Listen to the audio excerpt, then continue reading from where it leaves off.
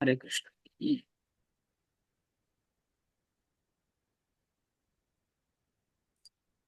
ಶ್ಲೋಕ 11. ಯೇ ಯಥಾ ಮಾಂ ಪ್ರಪದ್ಯಂತೆ ತಾಂಸ್ತಥೈವ ಭಜಾಮ್ಯಹಂ. ಯೇ ಯಥಾ ಮಾಂ ಪ್ರಪದ್ಯಂತೆ ತಾಂಸ್ತಥೈವ ಭಜಾಮ್ಯಹಂ. ಮಮ ವರ್ತ್ಮಾನುವರ್ತಂತೆ ಮನುಷ್ಯಾ ಪಾರ್ಥ ಸರ್ವಶಃ. ಮಮ ವರ್ತ್ಮಾನುವರ್ತಂತೆ ಮನುಷ್ಯಾ ಪಾರ್ಥ ಸರ್ವಶಃ. ಈಗ ಹಿಂದಿನ ಶ್ಲೋಕದಲ್ಲಿ ನಮಗೆ ಅರ್ಥ ಆಗ್ತದೆ, ಯಾರಿಗೆ ಭಗವಂತನ ಬಗ್ಗೆ ನಂಬಿಕೆ ಬಂದಿದೆ ಅವರು ನಿಧಾನವಾಗಿ ಭಗವಂತನ ಕಡೆ ಒಲವು ತೋರಿಸಿಕೊಂಡು ಭಗವಂತನನ್ನ ಪ್ರೀತಿ ಮಾಡ್ಲಿಕ್ಕೆ ಪ್ರಯತ್ನ ಪಡ್ತಾರೆ, ಭಗವಂತನ ಸೇವೆ ಮಾಡ್ಲಿಕ್ಕೆ ಪ್ರಯತ್ನ ಪಡ್ತಾರೆ. ಯಾರು ಎಷ್ಟು ಸೇವೆ ಮಾಡ್ತಾರೆ ಅದಕ್ಕೆ ಅನುಗುಣವಾಗಿ ಭಗವಂತ ರೆಸಿಪ್ರಿಕೇಟ್ ಮಾಡ್ತಾರೆ. ಭಗವಂತ ಅದಕ್ಕೆ ರೆಸಿಪ್ರಿಕೇಟ್ ಮಾಡ್ತಾರೆ. ಅದರ ಬಗ್ಗೆ ಇಲ್ಲಿ ಹೇಳ್ತಾ ಉಂಟು. ಭಗವಂತ ಹೇಳ್ತಾ ಇದ್ದಾರೆ ಇಲ್ಲಿ. ಅನುವಾದ ಮತ್ತು ಭಾವಾರ್ಥ ಶಿಲಪ್ರಭುಪಾದರಿಂದ. ಶಿಲಪ್ರಭುಪಾದರಿಗೆ ಜಯವಾಗಲಿ. ಯಾರು ನನಗೆ ಹೇಗೆ ಶರಣಾಗುತ್ತಾರೋ ಹಾಗೆ ನಾನು ಅವರಿಗೆ ಅನುಗ್ರಹಿಸುತ್ತೇನೆ. ಪ್ರಾರ್ಥನೆ, ಎಲ್ಲರೂ ಎಲ್ಲ ರೀತಿಗಳಲ್ಲೂ ನನ್ನ ಮಾರ್ಗವನ್ನೇ ಅನುಸರಿಸುತ್ತಾರೆ. ಎಲ್ಲರೂ ಅಂದ್ರೆ ಎಲ್ಲ ಜೀವರಾಶಿಗಳು ಎಲ್ಲ ರೀತಿಗಳಲ್ಲೂ ನನ್ನ ಮಾರ್ಗವನ್ನೇ ಅನುಸರಿಸುತ್ತಾರೆ. ತುಂಬಾ ಇಂಪಾರ್ಟೆಂಟ್. ನಾವು ಅನ್ಕೊಳ್ತೇವೆ ಕೃಷ್ಣನ ಕಡೆ ಯಾರು ಪ್ರಯತ್ನ ಪಡುದಿಲ್ಲ, ಆದ್ರೆ ಕೊನೆಗೆ ಎಲ್ಲರೂ ಸರ್ಚ್ ಮಾಡುದು, ಪ್ರಯತ್ನ ಪಡುದು, ಹುಡುಕುದು ಯಾರನ್ನ? ಕೃಷ್ಣನನ್ನ. ಆದ್ರೆ ಅವ್ರಿಗೆ ಗೊತ್ತಿಲ್ಲದೆ ಆ ಒಂದು ಆನಂದವನ್ನ ಭೌತಿಕ ವಿಚಾರದಲ್ಲಿ ತೊಡಗಿಸಿಕೊಂಡಿದ್ದಾರೆ ಅಷ್ಟೆ. ನಾವೆಲ್ಲ ಏನ್ ಮಾಡ್ತೇವೆ? ಹುಡುಕ್ತಾ ಇದ್ದೇವೆ ಎಲ್ಲಿ ಆನಂದ ಇದೆ ಅಂತ ಹೇಳಿ. ನಿಜವಾದ ಆನಂದ ಕೃಷ್ಣನಲ್ಲಿ ಇರುವುದು ನಮಗೆ ಗೊತ್ತಿಲ್ಲದೆ ನಾವು ಬೇರೆಲ್ಲೋ ಆನಂದವನ್ನ ಹುಡುಕ್ಲಿಕ್ಕೆ ಪ್ರಯತ್ನ ಪಡ್ತಿದ್ದೇವೆ. ಕೊನೆಗೆ ಆ ಆನಂದ ಕೂಡ ಸಿಗುದು. ಆ ಆನಂದ ಯಾವ ಆನಂದ? ಈ ಭೌತಿಕವಾದ ಆನಂದ ಕೂಡ ಸಿಗುವುದು ಕೂಡ ಭಗವಂತನ ಒಂದು ಕರುಣೆಯಿಂದ ಮಾತ್ರ. ಭಗವಂತ ಅದನ್ನು ಕೊಡುದಿಲ್ಲ ಅಂದ್ರೆ ಅದು ಸಿಗ್ತಾ ಇರಲಿಲ್ಲ ನಮಗೆ. ಅದ ಕಾರಣ ಎಲ್ಲವನ್ನು ಮಾಡುವಂಥದ್ದು ಭಗವಂತ ಅಂತೇಳಿ. ಅದೇ ಶರಣಾಗತಿಗೆ ಇರುವಂತ ಒಂದು ಮಾರ್ಗ. ಎಲ್ಲದಕ್ಕೂ ಭಗವಂತನೇ ಕಾರಣ. ಎಲ್ಲವೂ ಭಗವಂತನ ಒಪ್ಪಿಗೆ ಅಥವಾ ಸಮ್ಮತ ಇಲ್ಲದೆ ಏನು ಆಗ್ಲಿಕ್ಕೆ ಸಾಧ್ಯ ಇಲ್ಲ. ಭಾವಾರ್ಥ: ಪ್ರತಿಯೊಬ್ಬರೂ ಕೃಷ್ಣನ ವಿವಿಧ ಅಭಿವ್ಯಕ್ತಿಗಳ ವಿವಿಧ ಮುಖಗಳಲ್ಲಿ ಕೃಷ್ಣನಿಗಾಗಿ ಹುಡುಕುತ್ತಿದ್ದಾರೆ. ಇದು ಯಾರಿಗಾರು ಅರ್ಥ ಆಗ್ತಾ ಉಂಟಾ? ಏನಾದ್ರೂ ಹೇಳ್ಬೋದಾ ಇದರ ಬಗ್ಗೆ? ಪ್ರತಿಯೊಬ್ಬರೂ ಕೃಷ್ಣನ ವಿವಿಧ ಅಭಿವ್ಯಕ್ತಿಗಳ ವಿವಿಧ ಮುಖಗಳಲ್ಲಿ ಕೃಷ್ಣನಿಗಾಗಿ ಹುಡುಕುತ್ತಿದ್ದಾರೆ. ಆಯ್ತು, ಮುಂದೆ ಹೋಗೋಣ, ಅರ್ಥ ಆಗ್ತದೆ. ಈ ವಿವಿಧ ಅಭಿವ್ಯಕ್ತಿಗಳು ಯಾವುದು ಅಂತ ಹೇಳಿ ಮುಂದೆ ಅರ್ಥ ಆಗ್ತದೆ. ದೇವೋತ್ತಮ ಪರಮ ಪುರುಷನಾದ ಕೃಷ್ಣನು ತನ್ನ ನಿರಾಕಾರ ಬ್ರಹ್ಮಜ್ಯೋತಿ ಪ್ರಭೆಯಾಗಿ ಮತ್ತು ಅಣುಗಳೂ ಸೇರಿದಂತೆ ಎಲ್ಲ ವಸ್ತುಗಳಲ್ಲಿ ನೆಲೆಸಿರುವ ಸರ್ವಾಂತರ್ಯಾಮಿ ಪರಮಾತ್ಮನಾಗಿ ಭಾಗಶಃ ಸಾಕ್ಷಾತ್ಕಾರವಾಗಿದ್ದಾನೆ. ಆದರೆ ಪರಿಶುದ್ಧ ಭಕ್ತರಿಗೆ ಮಾತ್ರ ಅವನ ಸಂಪೂರ್ಣ ಸಾಕ್ಷಾತ್ಕಾರ ಸಾಧ್ಯ. ಈಗ 3 ರೀತಿಯ ಅಭಿವ್ಯಕ್ತಿ ಇಲ್ಲಿ ಕಂಡಿತ್ತು. ಒಂದು ಯಾವುದು? ಬ್ರಹ್ಮಜ್ಯೋತಿಯಾಗಿ, ಆಮೇಲೆ ಪರಮಾತ್ಮನಾಗಿ, ಆಮೇಲೆ ಭಗವಂತನಾಗಿ. 3 ರೀತಿಯ ಅಭಿವ್ಯಕ್ತಿ. ಅದಕ್ಕೆ ಅನುಗುಣವಾಗಿ ಯಾರು ಸಾಧನೆ ಮಾಡಿದ್ದಾರೆ ಅದಕ್ಕೆ ಭಗವಂತ ಮಾರ್ಗ ಕೊಡ್ತಾನೆ. ಭಗವಂತ ಕೊನೆಯದಾಗಿ ಅದಕ್ಕೆ ಬೇಕಾದ ಬೆನಿಫಿಟ್ ಕೊಡ್ತಾರೆ. ಇದರಲ್ಲಿ ಏನಾದ್ರು ಸಂಶಯ ಇದೆಯಾ ಇಷ್ಟರಲ್ಲಿ ಯಾರಿಗಾದ್ರೂ? ಮುಂದೆ ಹೋಗ್ತೇನೆ. ಇನ್ನೂ ಅಭಿವ್ಯಕ್ತಿಗಳಿದೆ. ಇದರಿಂದ ಕೃಷ್ಣನು ಪ್ರತಿಯೊಬ್ಬರ ಸಾಕ್ಷಾತ್ಕಾರದ ಗುರಿ, ಪ್ರತಿಯೊಬ್ಬರೂ ಅವನನ್ನು ಹೇಗೆ ಬಯಸಿದರೆ ಹಾಗೆ ಅವರಿಗೆ ತೃಪ್ತಿ ದೊರೆಯುತ್ತದೆ. ಯಾರು ಯಾವ ರೀತಿಯಲ್ಲಿ ಭಗವಂತನನ್ನ ಒಂದು ಶಕ್ತಿ ಅಂತ ಮಾತ್ರ ತಿಳ್ಕೊಂಡ್ರೆ ಆ ಶಕ್ತಿಗೆ ಹೋಗ್ತಾರೆ ಭಗವಂತ. ಆ ಭಗವಂತನಿಗೆ ರೂಪ ಇದೆ, ಆ ರೂಪ ನನ್ನ ಹೃದಯದಲ್ಲಿ ಇರುವುದಕ್ಕೂ ಅದಕ್ಕೂ ವ್ಯತ್ಯಾಸ ಇಲ್ಲ, ನನ್ನಲ್ಲಿ ಹೃದಯದಲ್ಲಿರುವ ಪರಮಾತ್ಮನೇ ಎಲ್ಲವೂ ಅಂತ ಹೇಳಿ ತಿಳ್ಕೊಂಡು ಭಗವಂತನಿಗೆ ಒಂದು ಧಾಮ ಇದೆ ಅಂತೆಲ್ಲ ಗೊತ್ತಿಲ್ಲ. ಇಲ್ಲಿ ನನ್ನ ಹೃದಯದಲ್ಲಿರುವ ಪರಮಾತ್ಮನೇ ಅಂತ ಹೇಳಿ ಅವನನ್ನೇ ನೋಡುವವನು ಏನಾಗ್ತಾನೆ? ಯೋಗಿ ಆಗ್ತಾನೆ. ಅದೇ ರೀತಿ ಸಂಪೂರ್ಣವಾಗಿ ಭಗವಂತನನ್ನ ಸಚ್ಚಿತ್ ಆನಂದ ವಿಗ್ರಹ ಗೋಲೋಕದಲ್ಲಿ ಯಾವತ್ತೂ ಇರುವವನು ಅಂತ ಹೇಳಿ ಭಗವಂತನ ಬಗ್ಗೆ ಯೋಚನೆ ಮಾಡ್ತಾ ಸೇವೆ ಮಾಡ್ತಾನೋ ಅವನು ಭಗವದ್ ಧಾಮಕ್ಕೆ ತೆರಳಿ ನಿತ್ಯ ಲೀಲೆಯಲ್ಲಿ ಭಾಗಿಯಾಗ್ತಾನೆ. ಭಗವಂತನ ನಿತ್ಯ ಲೀಲೆಯಲ್ಲಿ ಭಾಗಿಯಾಗ್ತಾನೆ. ಆಧ್ಯಾತ್ಮಿಕ ಜಗತ್ತಿನಲ್ಲಿ ಸಹ ಆಧ್ಯಾತ್ಮಿಕ ನಿಲುವಿನಲ್ಲಿ ಭಕ್ತನು ಬಯಸಿದಂತೆಯೇ ಕೃಷ್ಣನು ಪರಿಶುದ್ಧ ಭಕ್ತರಿಗೆ ತನ್ನನ್ನು ಕೊಟ್ಟುಕೊಳ್ಳುತ್ತಾನೆ. ಈಗ ಈ 3ನೇದರಲ್ಲಿ ಯಾವ ರೀತಿಯ ಅಭಿವ್ಯಕ್ತಿ ಅಂತ ನೋಡೋಣ. ಈಗ ಮೂರನೇದ್ದು ಯಾವುದು? ಮೂರನೇದ್ದು ಯಾವುದು? ಮೂರನೇದ್ದು ಯಾವುದು? ಕೃಷ್ಣ ಪ್ರಭು, ಪರಮ ಪುರುಷ ಕೃಷ್ಣ ಹಾ, ದೇವತಾ.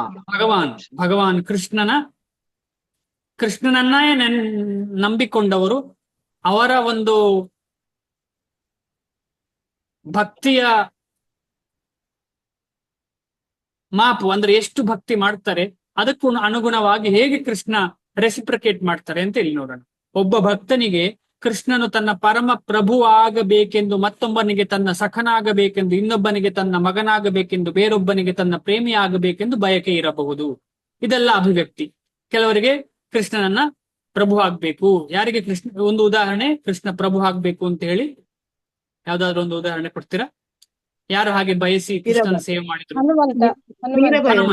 ಹನುಮಂತ. ಬೇರೆ ಯಾರು? ಮೀರಾಬಾಯಿ ಅಲ್ಲ? ಹಾ, ಮೀರಾಬಾಯಿ ಯಾರು? ಅಲ್ಲ. ಧ್ರುವ ಮಹಾರಾಜ. ಮೀರಾಬಾಯಿ ಗಂಡ ಆಗ್ಬೇಕು. ಗಂಡ. ಧ್ರುವ ಮಹಾರಾಜ.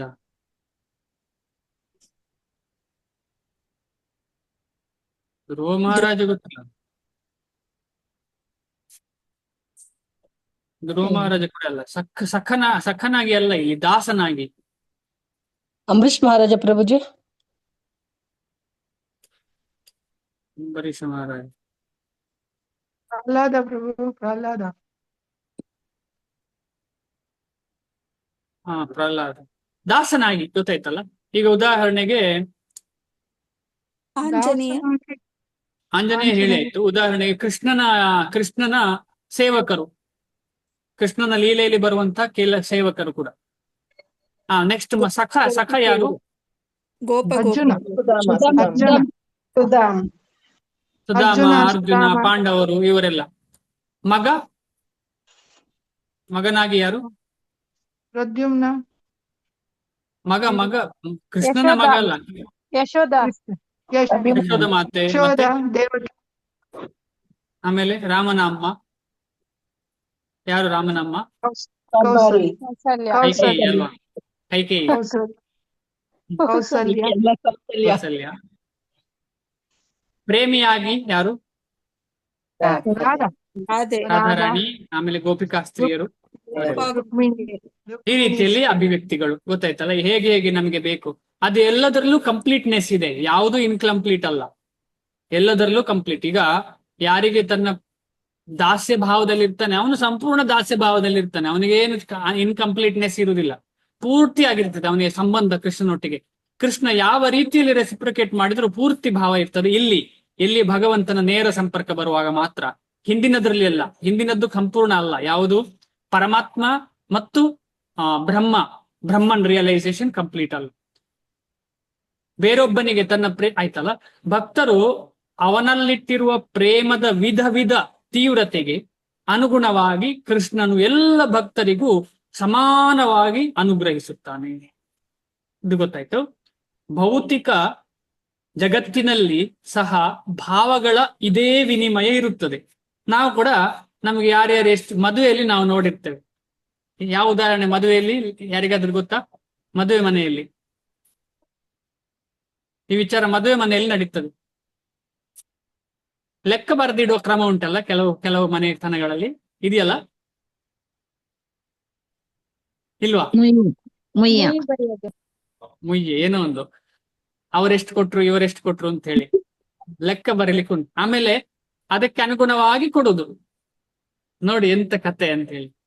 ಆಮೇಲೆ ನಮ್ಮ ಮನೆಯಲ್ಲಿ ಬಂದ ಭಕ್ತರು ಅಂತಲ್ಲ, ನಮ್ಮ ಮನೆಗೆ ಬಂದವರು ಯಾರಾದ್ರು ಎರಡು ಕೆಜಿ ಫ್ರೂಟ್ಸ್ ತಂದ್ರೆ, ಅವರು 2 ಕೆಜಿ ಫ್ರೂಟ್ಸ್ ತಂದಿದ್ದಾರೆ ಲಾಸ್ಟ್ ಟೈಮ್, ನಾವು ಹೋಗುವಾಗ ಅಟ್ಲೀಸ್ಟ್ 2.25 ಕೆಜಿ ಆದ್ರೂ ತಗೊಂಡು ಹೋಗುವ. ಈ ರೀತಿಯಲ್ಲಿ ಚಿಂತನೆ ಮಾಡ್ತೇವೆ. ಅಂದ್ರೆ ಅದೇ ರೀತಿಯಲ್ಲಿ ಇಲ್ಲೂ ಇದೆ. ಅಂದ್ರೆ ಅದಕ್ಕೋಸ್ಕರ ಅಂಡ ಪಿಂಡ ಅಂತ ಹೇಳ್ತಾರೆ.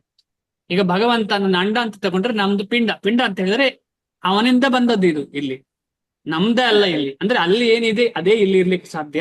ಆದ್ರೆ ಇಲ್ಲಿ ಬರುವಾಗ ಕಲುಷಿತ ಆದ ಕಾರಣ ಅದಕ್ಕೆ ಶುದ್ಧತೆ ಇಲ್ಲ. ಕಲುಷಿತ ಯಾಕೆ ಅಂತ ಹೇಳಿದ್ರೆ 3 ಗುಣಗಳ ಪ್ರಭಾವ ಇರುವ ಕಾರಣ. ಭಗವಂತನ ಧಾಮದಲ್ಲಿ, ಭಗವಂತನ ವಿಚಾರದಲ್ಲಿ ಈ 3 ಗುಣಗಳ ಒಂದು ಸಂಪರ್ಕವೇ ಇರುವುದಿಲ್ಲ, ಅದರದ್ದೊಂದು ಆಡಳಿತವೇ ಇರುವುದಿಲ್ಲ. ಭೌತಿಕ ಜಗತ್ತಿನಲ್ಲಿ ಸಹ ಭಾವಗಳ ಇದೇ ವಿನಿಮಯ ಇರುತ್ತದೆ.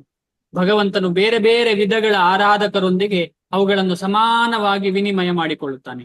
ಇಲ್ಲಿಯೂ ಮತ್ತು ದಿವ್ಯ ಲೋಕದಲ್ಲಿಯೂ ಪರಿಶುದ್ಧ ಭಕ್ತರು ವೈಯಕ್ತಿಕವಾಗಿ ಅವನ ಸಹವಾಸದಲ್ಲಿರುತ್ತಾರೆ. ಇಲ್ಲಿಯೂ ತುಂಬಾ ಇಂಪಾರ್ಟೆಂಟ್. ಈಗ ನಾವು ಇಲ್ಲಿ ಭಗವಂತನ ಸೇವೆ 24 ಗಂಟೆ ಮಾಡಿದ್ರೆ ಅಥವಾ ಎಷ್ಟೇ ಮಾಡಿದ್ರೆ ಅದಕ್ಕೆ ಅನುಗುಣವಾಗಿ ಇಲ್ಲಿ ಕೂಡ ರೆಸಿಪ್ರಿಕೇಶನ್ ಮಾಡ್ತಾರೆ, ವಿನಿಮಯ ಮಾಡ್ತಾರೆ ಭಗವಂತ.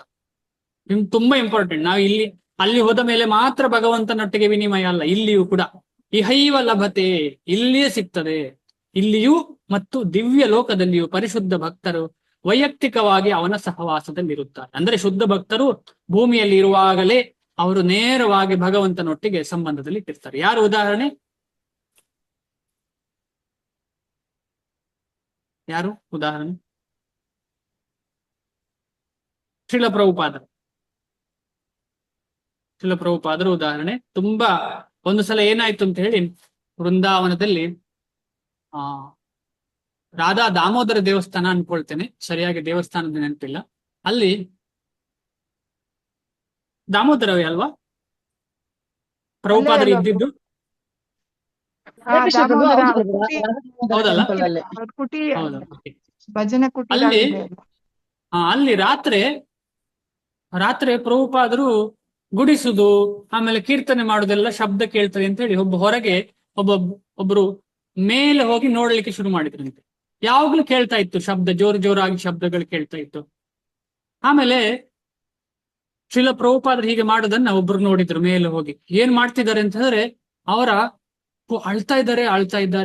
ಅದಲ್ಲದೆ ಅವರ ಕತ್ತಿನಲ್ಲಿ ದೊಡ್ಡ ಒಂದು ಹೂವಿನ ಮಾಲೆ, ಕದಂಬ ಹೂವಿನ ಪುಷ್ಪದ ಮಾಲೆ ಇತ್ತಂತೆ. ಆ ಮಾಲೆ ನೋಡುವಾಗ ಅಂತ ಪುಷ್ಪ ವೃಂದಾವನದಲ್ಲಿ ಇಲ್ಲಿ ತನಕ ನೋಡ್ಲಿಲ್ಲಂತೆ ಇವರು. ಯಾರು ನೋಡಿದವರು, ಹೊರಗಡೆಯಿಂದ ಮೇಲೆ ಬಂದು ನೋಡಿದವರು ನೋಡ್ಲೇ ಇಲ್ಲ. ಎಲ್ಲಿಂದ ಅಂತ ಆಶ್ಚರ್ಯ. ಅಂದ್ರೆ ಆ ಮಾಲೆ ಭಗವದ್ಧಾಮದ್ದೇ, ನೇರ ಭಗವದ್ಧಾಮದ್ದೇ. ಅದೇ ಒಂದು ಪ್ರೂಫ್ ಶ್ರೀಲ ಪ್ರಭುಪಾದರು ನೇರ ಭಗವಂತನೊಟ್ಟಿಗೆ ಸಂಬಂಧದಲ್ಲಿದ್ರು ಅಂತ ಹೇಳಿ. ಈ ರೀತಿ ಮುಂದೆ ಹೋಗೋಣ. ಭಗವಂತನಿಗೆ ವೈಯಕ್ತಿಕ ಸೇವೆಯನ್ನು ಅರ್ಪಿಸಲು ಸಮರ್ಥರಾಗುತ್ತಾರೆ ಮತ್ತು ಅವನ ಪ್ರೇಮಪೂರ್ವಕ ಸೇವೆಯಲ್ಲಿ ದಿವ್ಯ ಆನಂದವನ್ನು ಪಡೆಯುತ್ತಾರೆ. ನಿರಾಕಾರವಾದಿಗಳಾಗಿ ಜೀವಿಯ ಪ್ರತ್ಯೇಕ ಅಸ್ತಿತ್ವವನ್ನು ನಾಶಗೊಳಿಸುವ ಮೂಲಕ ಆಧ್ಯಾತ್ಮಿಕ ಆತ್ಮಹತ್ಯೆಯನ್ನು ಮಾಡಿಕೊಳ್ಳಲು ಬಯಸುವವರಿದ್ದಾರೆ. ನಿರಾಕಾರವಾದಿ, ಭಗವಂತನಿಗೆ ಆಕಾರ ಇಲ್ಲ, ಭಗವಂತ ಇಲ್ಲ, ಶೂನ್ಯ ಭಗವಂತ ಅಂತ ಹೇಳೋರಿಗೇನು, ಅವರ ಆಧ್ಯಾತ್ಮಿಕ ಹತ್ಯೆ, ಕೈವಲ್ಯ, ನರಕಾಯತೆ, ಈ ರೀತಿಯಲ್ಲಿ ಅದು ನರಕ ಸಾದೃಶ್ಯ. ಅದು ಅದಕ್ಕೆ ಆತ್ಮಹ ಅಂತ ಹೇಳ್ತಾರೆ, ಆತ್ಮಹತ್ಯೆ ಮಾಡ್ತಾರೆ. ಪ್ರಭುಪಾದರು ಹೇಳ್ತಾರೆ ಆತ್ಮಹ. 2 ರೀತಿ ಆತ್ಮಹ ಇರ್ತಾರೆ. ಈ ರೀತಿಯಲ್ಲಿ ನಿರಾಕಾರವಾದಿಗಳು, ಆಮೇಲೆ ಇನ್ನೊಬ್ರು ಯಾರು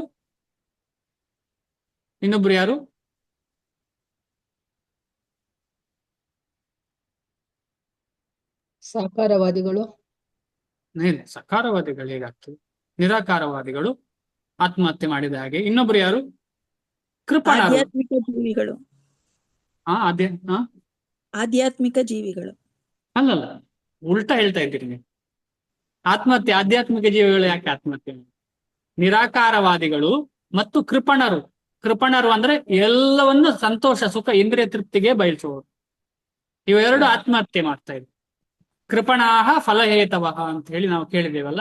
ಕಾರ್ಪಣ್ಯ ದೋಷೋ ಉಪಹತ ಸ್ವಭಾವ ಪೃಚ್ಛಾಮಿ ತ್ವಾಂ ಧರ್ಮ ಸಮ್ಮೂಢ ಚೇತ ಅಂತ ಹೇಳೋ ಶ್ಲೋಕದಲ್ಲಿ ಕೃಪಣ ಮತ್ತು ಬ್ರಾಹ್ಮಣನಿರುವ ವ್ಯತ್ಯಾಸವನ್ನ ನಾವು ಕೇಳಿದ್ದೇವೆ, ಅರ್ಥ ಮಾಡ್ಕೊಂಡಿದ್ದೇವೆ. ಕೃಪಣ ಅಂತ ಹೇಳಿದ್ರೆ ಹೇಗೆ ಸಾಯ್ತಾನೆ? ಭಗವಂತನ ಬಗ್ಗೆ ಏನು ಗೊತ್ತಿಲ್ಲದೆ ಸಾಯ್ತಾನೆ, ಅಂದ್ರೆ ಅದೊಂದು ಆತ್ಮಹತ್ಯೆ ಅಂತ ಅರ್ಥ ಆಗುತ್ತೆ. ಅವರನ್ನು ತನ್ನ ಪ್ರಭೆಯಲ್ಲಿ ಲೀನ ಮಾಡಿಕೊಳ್ಳುವ ಮೂಲಕ, ಇದ್ಯಾವುದು? ಬ್ರಹ್ಮ ಐಕ್ಯ. ಅವರನ್ನು ತನ್ನ ಪ್ರಭೆಯಲ್ಲಿ, ಅವರಿಗೆ ಅದೇ ಆಸೆ ಉಂಟಲ್ಲ, ಅದೇ ಸಿಗ್ತದೆ. ಯಾಕಂದ್ರೆ ಯಥಾ ಮಾಂ ಪ್ರಪದ್ಯಂತೆ, ಯಾರು ಯಾವ ರೀತಿಯಲ್ಲಿ ನನ್ನನ್ನ ಪ್ರಯತ್ನ ಪಡ್ತಾರೆ, ನನ್ನನ್ನು ಸೇವೆ ಮಾಡ್ಲಿಕ್ಕೆ, ನನ್ನ ಬಗ್ಗೆ ಯೋಚನೆ ಮಾಡ್ಲಿಕ್ಕೆ, ನನ್ನ ಬಗ್ಗೆ ತಿಳ್ಕೊಳ್ಳಿಕ್ಕೆ, ಅದಕ್ಕೆ ಅನುಗುಣವಾಗಿ ನಾನು ರೆಸಿಪ್ರೊಕೇಟ್ ಮಾಡ್ತೇನೆ. ಅವರನ್ನು ತನ್ನ ಪ್ರಭೆಯಲ್ಲಿ ಲೀನ ಮಾಡಿಕೊಳ್ಳುವ ಮೂಲಕ ಕೃಷ್ಣನು ಅವರಿಗೆ ನೆರವಾಗುತ್ತಾನೆ. ಕೃಷ್ಣನಿಂದಲೇ ಅವರಿಗೆ ಲೀನ ಆಗುದು, ಇಲ್ಲರ ಲೀನ ಕೂಡ ಆಗ್ಲಿಕ್ಕೆ ಸಾಧ್ಯ ಇಲ್ಲ ಅವರಿಗೆ. ಅವ್ರು ಅನ್ಕೊಳ್ತಾರೆ, ನಾನು ಧ್ಯಾನ ಮಾಡಿ ಫೋಕಸ್ ಮಾಡಿ ಲೀನ ಆಗ್ತೇನೆ. ಏನು ಲೀನ ಆಗುದು? ಸಾಧ್ಯವಿಲ್ಲ. ಭಗವಂತನ ಒಂದು ಕರುಣೆ ಇಲ್ಲದ್ರೆ ಯಾವುದು ಹುಲ್ಲು ಕಡ್ಡಿಯೂ ನಡೆಯುವುದಿಲ್ಲ. ಇಲ್ಲಿ ನಿತ್ಯವಾದ ಆನಂದಮಯವಾದ ದೇವೋತ್ತಮ ಪರಮ ಪುರುಷನನ್ನು ಇಂತಹ ನಿರಾಕಾರವಾದಿಗಳು ಒಪ್ಪುವುದಿಲ್ಲ. ಪರಿಣಾಮವಾಗಿ ತಮ್ಮ ಪ್ರತ್ಯೇಕ ವ್ಯಕ್ತಿತ್ವವನ್ನು ನಂದಿಸಿದ ಇವರಿಗೆ ಭಗವಂತನ ಅಲೌಕಿಕ ವೈಯಕ್ತಿಕ ಸೇವೆಯ ಆನಂದವು ರುಚಿಸುವುದಿಲ್ಲ. ಎಷ್ಟು ಡೇಂಜರ್ ಇದು ಅಂದ್ರೆ, ಯಾವುದು ಜ್ಞಾನ ಮಾರ್ಗ ಎಷ್ಟು ಡೇಂಜರ್ ಅಂತ ಹೇಳಿದ್ರೆ, ಜ್ಞಾನ ಮಾರ್ಗದಲ್ಲಿ ಏನಾಗ್ತದೆ ಅಂತ ಹೇಳಿದ್ರೆ ಅವರಿಗೆ ಉದ್ದೇಶವೇ ಬ್ರಹ್ಮ ಐಕ್ಯ, ಅಂದ್ರೆ ಆ ಪ್ರಭೆಯಲ್ಲಿ ಐಕ್ಯ ಆಗುದು, ಲೀನ ಆಗುದು ಬ್ರಹ್ಮದಲ್ಲಿ. ಇದರಿಂದ ಏನಾಗ್ತದೆ ಅಂತ ಹೇಳಿದ್ರೆ ಭಗವಂತನ ಸೇವೆ ಮಾಡುವ ಅವಕಾಶವೇ ಇಲ್ಲ. ಆದ ಕಾರಣ ಅದೊಂದು ಆತ್ಮಹತ್ಯೆ, ಸ್ಪಿರಿಚುವಲ್ ಸುಸೈಡ್, ಆಧ್ಯಾತ್ಮಿಕ ಆತ್ಮಹತ್ಯೆ. ಯಾಕೆಂತ ಹೇಳಿದ್ರೆ ಅಲ್ಲಿ ಭಗವಂತನ ಅಲೌಕಿಕ ವೈಯಕ್ತಿಕ ಸೇವೆಯ ಆನಂದ ಇಲ್ಲ. ಇದು ವ್ಯಕ್ತಿತ್ವವನ್ನು ನಂದಿಸಿದ ಹಾಗೆ. ಈಗ ನಮ್ಮ ಮನೆಯಲ್ಲಿ ಚಿಕ್ಕ ಮಕ್ಕಳಿರ್ತಾರೆ. ಮುಂಚಿನ ಕಾಲದಲ್ಲಿ ನಾವು ಉದಾಹರಣೆ ಕೊಡುವ, ಮುಂಚಿನ ಕಾಲದಲ್ಲಿ ಚಿಮಣಿ ಗೂಡು ಇತ್ತು, ಚಿಮಣಿಯದ್ದು ಚಿಮಣಿ ಎಣ್ಣೆಯ ಅಥವಾ ಯಾವುದೋ ಎಣ್ಣೆಯ ದೀಪ, ಎಣ್ಣೆಯ ದೀಪದಿಂದ ಮನೆಯನ್ನ ಬೆಳಗಿಸ್ತಿದ್ರು. ಮುಂಚೆ ಒಳ್ಳೆ ಎಣ್ಣೆ ಇರ್ತಿತ್ತು. ನಾವೆಲ್ಲ ಇರುವಾಗ ಕೆರೋಸಿನ್ ಅಥವಾ ಚಿಮಣಿ ಎಣ್ಣೆ, ಅದಕ್ಕೆ ಇನ್ನೊಂದು ಹೆಸರೇನು, ಏನಾದ್ರು ಬೇರೆ ಕನ್ನಡದಲ್ಲಿ ಏನಾದ್ರು ಹೆಸರಿದೆಯಾ? ಸೀಮೆ ಎಣ್ಣೆ. ಧನ್ಯವಾದ ಮಾತಾಡಿ. ಸೀಮೆ ಎಣ್ಣೆಯ ದೀಪವನ್ನ ಜನರಲ್ಲಿ ಇಡ್ತಾ ಇದ್ದೆ. ಚಿಕ್ಕ ಮಕ್ಕಳು ಬಂದು ಅದನ್ನ ಮಾಡುದು. ಅಮ್ಮ ಎಷ್ಟು ಸಲ ಒರೆಸಿದ್ರು ಮಾಡುದು. ಎಷ್ಟು ಇರಿಟೇಟ್ ಆಗ್ತದೆ ಅಮ್ಮನಿಗೆ ಅಥವಾ ಅಪ್ಪನಿಗೆ ಅಥವಾ ಯಾರಿಗೋ ದೊಡ್ಡವರಿಗೆ. ಅದಕ್ಕೋಸ್ಕರ ಎಷ್ಟು ಕಷ್ಟ ಆಗುತ್ತೆ. ಆಮೇಲೆ ಆ ಮಗುವಿಗೆ ಸಿಗದ ಹಾಗೆ ದೀಪವನ್ನು ಮೇಲೆಲ್ಲೋ ಇಡ್ತಾ ಇತ್ತು. ಒಂದು ಉದಾಹರಣೆ, ಚಿಕ್ಕ ಉದಾಹರಣೆ. ಇದು ಏನೇ ಆಗಿರ್ಬೋದು, ಎಷ್ಟು ಇರಿಟೇಟ್ ಆಗ್ತದೆ. ಅದೇ ರೀತಿಯಲ್ಲಿ ಇಲ್ಲಿ ಕೂಡ ಆ ಒಂದು ಭಗವಂತನ ಸೇವೆ ಸಿಗುವುದಿಲ್ಲ ಅಂತ ಹೇಳಿದ್ರೆ ಅಷ್ಟೇ ಪ್ರಾಬ್ಲಮ್ ಇರುವಂತ ವಿಚಾರ ಇದು. ನಂದಿಸಿದ ಹಾಗೆ, ಯಾವುದನ್ನ ನಂದಿಸಿದ ಹಾಗೆ ಒಬ್ಬನ ನಿಜವಾದ ವ್ಯಕ್ತಿತ್ವ. ಏನು ವ್ಯಕ್ತಿತ್ವ ಅಂದ್ರೆ ಜೀವದ ವ್ಯಕ್ತಿತ್ವ ಏನು? ಯಾರಾದ್ರೂ ಹೇಳ್ಬೋದಿರಾ? ಜೀವದ ಅಥವಾ ಆತ್ಮದ ವ್ಯಕ್ತಿತ್ವ ಏನು ಹೇಳಿ? ಜೀವನ ಸ್ವರೂಪವೇ ನಿತ್ಯದಾಸೆ. ಕೃಷ್ಣೇಡ ನಿತ್ಯದಾಸ್. ಅದ್ಭುತ. ಜೀವ ನಮ್ಮೆಲ್ಲರ ನಿಜವಾದ ಸ್ವರೂಪ ಅಂತ ಹೇಳಿದ್ರೆ ಭಗವಂತನ ನಿತ್ಯ ದಾಸ. ಯಾವ ರೀತಿಯಲ್ಲಿ ಇರ್ಬೋದು? ದಾಸನಾಗಿರ್ಬೋದು, ಪ್ರೇಮಿ ಆಗಿರ್ಬೋದು, ಸಖ್ಯನಾಗಿರ್ಬೋದು. ಈ ರೀತಿಯಲ್ಲಿ 5 ರೀತಿಯದ್ದು ಇರ್ಬೋದು, ಯಾವ್ದಾದ್ರೂ ಇರ್ಬೋದು. ಆದ್ರೆ ನಮ್ಮ ನಿಜವಾದ ಒಂದು ಅಸೋಸಿಯೇಷನ್, ರಿಲೇಷನ್ ಭಗವಂತನೊಟ್ಟಿಗೆ ಇದೆ. ಆದ್ರೆ ಅದನ್ನೇ ಆಗದಂತ ಪರಿಸ್ಥಿತಿ ಎಲ್ಲಿ? ಆ ಒಂದು ಬ್ರಹ್ಮನಲ್ಲಿ ಲೀನ ಆಗುದು. ಅಲ್ಲಿ ಏನು ಸಖ್ಯವೇ ಇಲ್ಲ, ಏನು ರಿಲೇಶನ್ಶಿಪ್ಪೇ ಇಲ್ಲ, ಏನೂ ಇಲ್ಲ ಅಲ್ಲಿ. ಅದೊಂದು ಆತ್ಮಹತ್ಯೆ. ಅವರಲ್ಲಿ ಕೆಲವರು ನಿರಾಕಾರ ಅಸ್ತಿತ್ವದಲ್ಲಿಯೂ ಗಟ್ಟಿಯಾಗಿ ನೆಲೆಗೊಂಡವರಲ್ಲ. ಅಂದ್ರೆ ಹೆಚ್ಚಿನವರು ಹೇಳ್ತಾರೆ ಆ ಜ್ಞಾನಿ, ಅದರಲ್ಲೂ ಗಟ್ಟಿಯಾಗಿ ನೆಲೆಗೊಂಡಿರುವುದಿಲ್ಲ. ಅವರಿಗೆ ಅಲ್ಲೂ ಇಲ್ಲ, ತ್ರಿಶಂಕು ಸ್ಥಿತಿಯಲ್ಲಿ ಇರ್ತಾರೆ ಅವರು. ತುಂಬಾ ಡೇಂಜರಸ್. ಆದ ಕಾರಣ ನಾವು ಯಾವತ್ತು ಈ ತ್ರಿಶಂಕುಗೆ ಹೋಗ್ಲೇಬಾರದು. ಇವತ್ತು ಇಲ್ಲಿ ಭಗವದ್ಗೀತೆ ಕೇಳುದು, ನಾಳೆ ಅಲ್ಲಿ ಭಗವದ್ಗೀತೆ, ನಾಳ್ದು ಅಲ್ಲಿ ಭಗವದ್ಗೀತೆ, ಎಲ್ಲ ಸೇರಿ ಏನಾಗ್ತದೆ ಅಂತ ಹೇಳಿದ್ರೆ ಚೌಚೌ ಬಾತ್. ನಮ್ಮ ಮಂಗಳೂರಿನಲ್ಲಿ ಸಜ್ಜಿಗೆ ಬಜ್ಜಿಲ್ ಅಂತ ಹೇಳ್ತಾರೆ. ಅಂದ್ರೆ ತಿಂಡಿ ಸಜ್ಜಿಗೆ ಅಂತ ಹೇಳಿದ್ರೆ ಉಪ್ಮಾ, ಬಜಿಲ್ ಅಂದ್ರೆ ಅವಲಕ್ಕಿ. ಈ ಉಪ್ಮಾ ಮತ್ತು ಅವಲಕ್ಕಿ ಒಟ್ಟಿಗೆ ಸೇರಿಸಿ ತಿಂತಾರಲ್ಲ, ಅದೇನು ಹೊಟ್ಟೆಗೆ ಕನ್ಫ್ಯೂಷನ್. ಈಗ ನಮಗೆ ಸಹ ಆಗ್ತದೆ ಒಂದೊಂದ್ಸಲ ಪ್ರಸಾದ ರೀತಿಯಲ್ಲಿ ಚಪ್ಪನ್ ಭೋಗ ತಿಂದ ನಮ್ಮ ಹೊಟ್ಟೆಗೆ ಸಂಶಯ. ಯಾಕಂದ್ರೆ ನಾವು ಶುದ್ಧ ಭಕ್ತರಲ್ಲ. ಈ ನಿಟ್ಟಿನಲ್ಲಿ ನನಗೆ ಒಂದು ಮಹಾರಾಜರ ನೆನಪಾಯ್ತು. ನೀವೆಲ್ಲ ನೋಡಿರ್ತೀರಿ, ಮಹಾರಾಜರ ಹೆಸರು ತುಂಬಾ ಹಾಡ್ತಾರೆ. ಆ ಮಹಾರಾಜ, ಅವರ ಹೆಸರೇನು ಯಾರಿಗಾದ್ರೂ ನೆನಪಿದ್ಯಾ?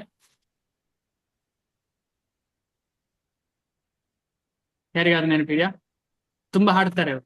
ಹಾಡಿನಲ್ಲಿ ನರೋತ್ತಮ್ ದಾಸ್ ಠಾಕೂರ್. ಅಲ್ಲಲ್ಲ, ಈಗ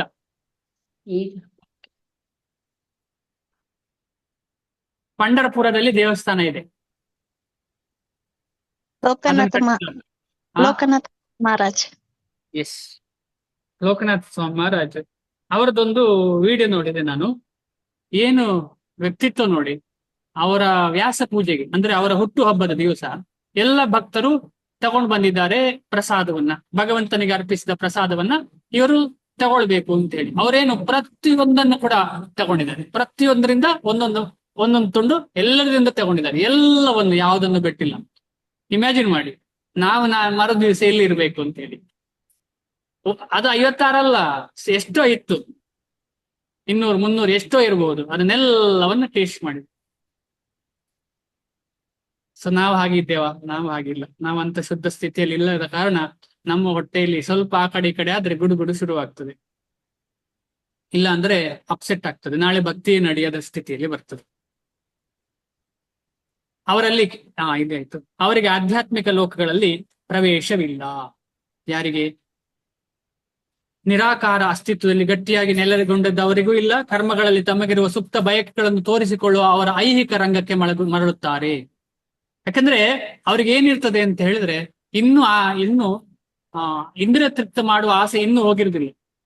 ಆದ್ರೆ ಭಗವಂತನ ಭಕ್ತರಿಗೆ ಅಕಸ್ಮಾತ್ ಇಂದ್ರಿಯ ತೃಪ್ತಿ ಮಾಡುವ ಆಸೆ ಇದ್ರೂ ಕೂಡ ಭಗವಂತ ಅದನ್ನ ನಿಲ್ಲಿಸಿ ಮುಂದೆ ಕರ್ಕೊಂಡು ಹೋಗ್ತಾರೆ ಭಗವಂತ. ಆದ್ರೆ ಭಗವಂತನ ಪರಮೋತ್ತಮ ಪುರುಷ ಅಂತ ಹೇಳಿ ಒಪ್ಪಿಕೊಳ್ಳದವರಿಗೆ ಇದು ಸಾಧ್ಯ ಇಲ್ಲ.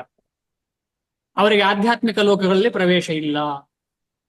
ಆದರೆ ಭೌತಿಕ ಲೋಕಗಳಲ್ಲಿ ಕರ್ಮ ಪ್ರವೃತ್ತರಾಗಲು ಮತ್ತೆ ಅವರಿಗೆ ಅವಕಾಶ ದೊರೆಯುತ್ತದೆ. ಪುನಃ ಕೆಲಸ ಮಾಡಿ ಪುನಃ ಭಗವಂತನ ಪ್ರೀತಿಯನ್ನ ಎಲ್ಲಿದೆ ಅಂತ ಹುಡುಕಿಕೊಳ್ಳಿಕ್ಕೆ ಅವಕಾಶ ಸಿಗ್ತದೆ.